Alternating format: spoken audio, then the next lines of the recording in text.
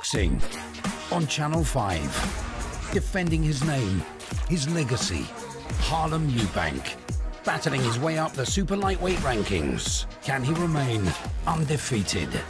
Big Fight Live. Eubank versus Uruzquieta. Friday at 10 on Channel 5. Raza IFL TV, proudly sponsored by Everlast. Delighted to have with me Spencer Fearon. Spence, firstly, apologies in advance. I've got a bit of a sore throat, so I'm trying to get through this as well as I can. And your daughter is one to become famous like a father. Say hello. Say hello to Uncle Raz. Hello. You're right. Okay. Spence, I know we only caught up a few days ago. And I really wanted to kind of get your thoughts this week on a huge fight. Gervonta Davies, a man spoken so highly by his former promotional team in Mayweather Promotions, and Ryan Garcia both have crazy amounts of following online, and it's a super fight. We know celebrities and stars are going to come out for this in Vegas. Just want you to break it down for me. It's an incredible, mouth-watering fight that, because there has been a blueprint put by Floyd Mayweather how to generate money and stuff like this, it is times where you are here, my kids, right? Where we get massive fights where people tend to avoid each other now, right? And regardless who wins or loses in this fight, right? This should be the benchmark of how things go. When you have two guys who are at the top of their craft and saying, come on, let's meet each other. No dilly-dallying about, no elongated negotiations. Let's make this happen. And fair play to these guys for them going out and making this fight happen. It's a great fight, man. It's a very, very juicy fight. And now that Ryan Garcia is working with Joe Goosen, I remember Joe Goosen from back in the day when he had Michael second to none, who for a time he was spoken as the baddest middleweight ever. He was a southpaw. He was incredibly quick, very same attributes physically to Garcia. So I know that he will be learning some stuff in there, because I'm telling you, Michael Nunn was actually his name second to none. Everybody rated that guy. He's superb, especially like, was it 88 when he became the IBF middleweight champion of the world, when he defeated Frank Tate, and Frank Tate was a former Olympic gold medalist. So yeah, I've known about the Goosens for a long time. The Goosens they've worked with great fighters right throughout. He's worked with great fighters. You know what I mean? Diego Corrales he worked with famously. He's worked with good fighters. So, and he always kind of gets these tall guys. He did a bit with Amir Khan. He gets these kind of tall guys, so he knows how to position these guys to be in and out, especially when they're dealing with shorter fighters. This is not going to be no pushover for this is not going to be no pushover for Tank. I'm telling you this now. It's not going to be a pushover for Tank. Because this kid, if he truly believes in himself, then he's going to give Tank a torrid night. Let's talk a little bit about Tank. I remember being at his fight when he fought, I think it was Pedraza on the Badu Jack James DeGale undercard at the Barclays Center in New York. And I remember being there and I'm like, wow, this kid he's got something about him. And we've seen over the past couple of fights. Nobody's beating Pedraza like that. Not even Lomachenko. Nobody's beating Pedraza like that. Just put that, let's add that one in there as well. And I've seen him over the last couple of fights where sometimes he's not doing as well as he is, but he's got this ability to just turn on the pressure and carries a lot of power. Yeah. You know what? He's not just a power puncher, so don't take that out. Oh, well, the kid can just bang, right? Because he's shorter than most of his opponents as well. You know what I mean? He skittles around the ring and he looks for openings. And when he does, he's very, very precise in taking advantage of opportunity. Very precise, especially his uppercuts. You know, yeah, the way he knocked out Leo Santa Cruz was vicious, man. So that was a brutal, brutal knockout. right? So when you look on the guy, you know that he's serious. He's a serious guy. If you just read, it was like, was it yesterday? It's trended where he and Ryan Garcia was on a FaceTime together, and they said, "Look, yeah, let's do it for all the marbles then. Like, I'll take your purse. Let's gamble the whole purse." You know, that's not really gonna happen, but that's a fighter's mentality. We say, "Yeah, that's how confident I am that I can defeat you. I can beat you. So yeah, let's do that." But you know what? Hopefully not, because they both deserve their pay packets. Spence, what are the key attributes here? What does Gervonta carry that Ryan has to be careful of, and what does Ryan have that Gervonta has to be careful of? I would say Gervonta Davis has to be really, really careful. And we're saying, oh, well, the kid's only got a left hook, right? But it's how he throws the left hook, right? Because he can throw the left hook from outer range, right? And he can throw the left hook from inside as well. And he double and triples up that level hook, the left hook. We're also taking, when we're saying like with Ryan Garcia, like, oh, it's just got a left hook. It's not that. It's how he stands to throw his jab. Right, he doesn't just throw the jab, like he'll throw the jab as a rangefinder, but because it comes out so fast, it hurts because speed generates power. Right, with Tank, it's more like Tank has to create openings. Now he could create openings by feinting, right, to draw the lead, and especially because he's a southpaw, by feinting and coming over with his right hook, but then throwing that he's got horrible. It's horrid. His left or right uppercut, they're horrible shots, you know. They are horrible, horrible shots. And I believe that it's going to be more to do with like the intimidation that Tank could bring and that aura of invincibility that he brings to the table that could kind of put Ryan Garcia, this is the biggest fight of Ryan Garcia's life, right? To put him in that uncomfortable zone. If he can do that, if Tank can do that, then Tank could either bully him early, because I actually see this fight going late, because he's got to get inside of Ryan Garcia's arms. But whereas Ryan Garcia can box, he could like play it safe.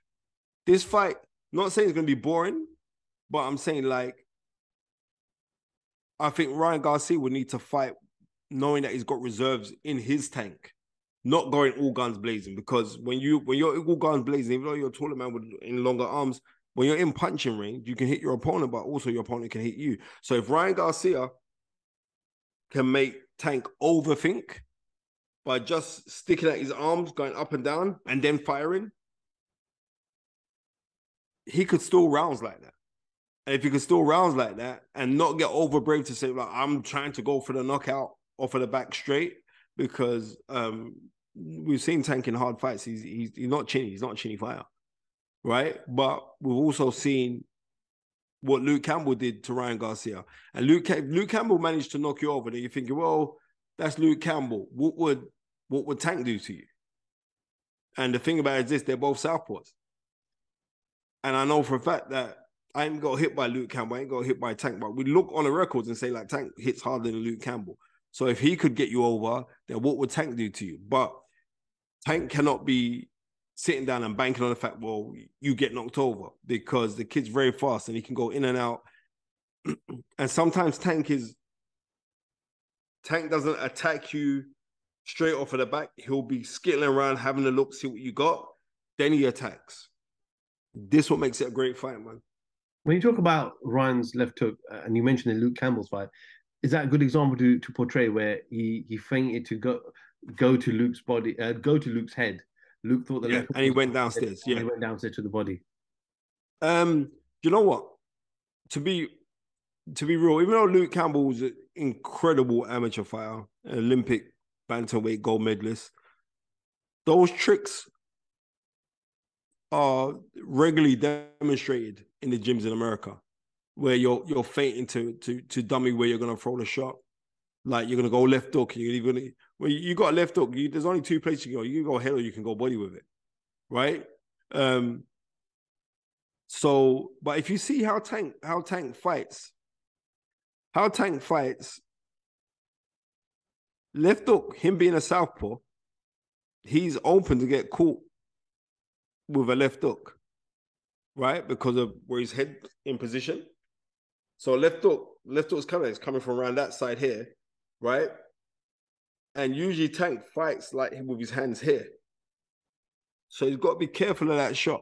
Because everyone likes to say like, oh, it's the right hook when you're dealing with, I'm sorry, the straight right hand when you're dealing with southpaws. And that's not necessarily true.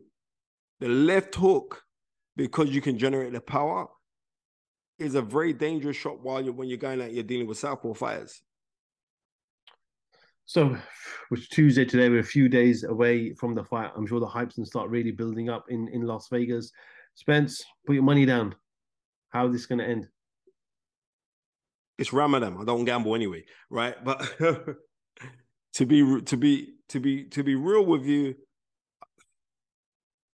I've got a strange feeling, you know, that Ryan Garcia could pull this one off, you know.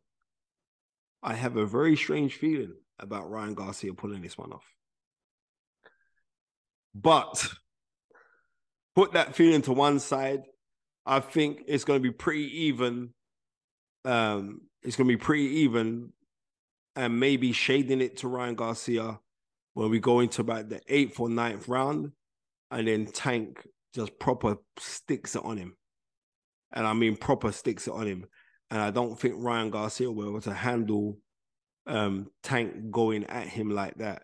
But I could really see this fight going long. And I do. I could see this fight going long with a couple of knockdowns either way. And Tank winning on points.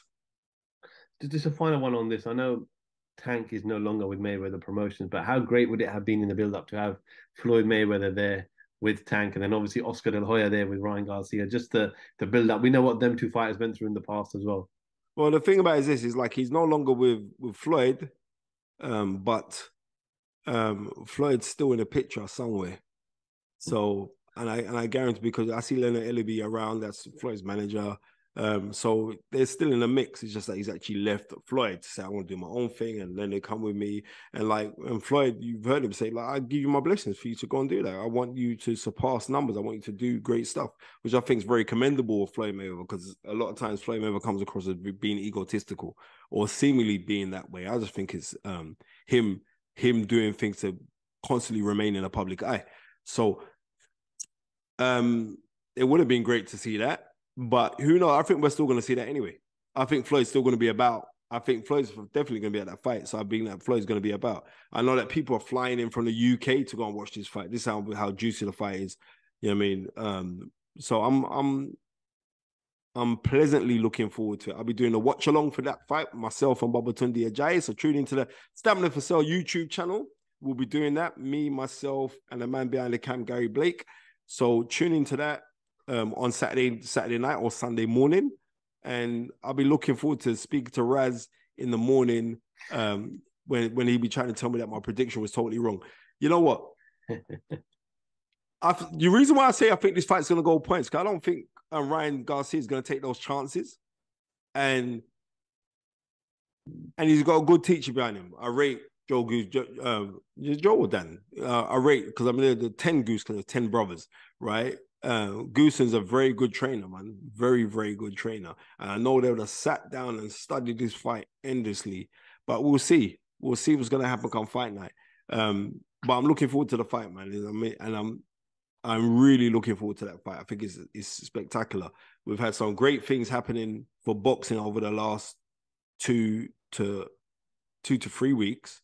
And it's continuing now, so I'm looking forward to seeing what's happening. I think the lightweight division is blowing, and the rumor is that Terence Crawford and Errol Spence are meant to make their announcement at that fight, right?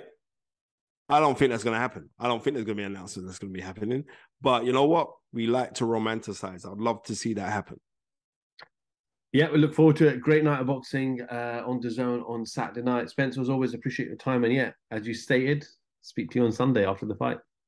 Top man, take care. Spencer Fearon, IFL TV, thank you very much. That's the reality. If you want the honest truth, and I see it every day,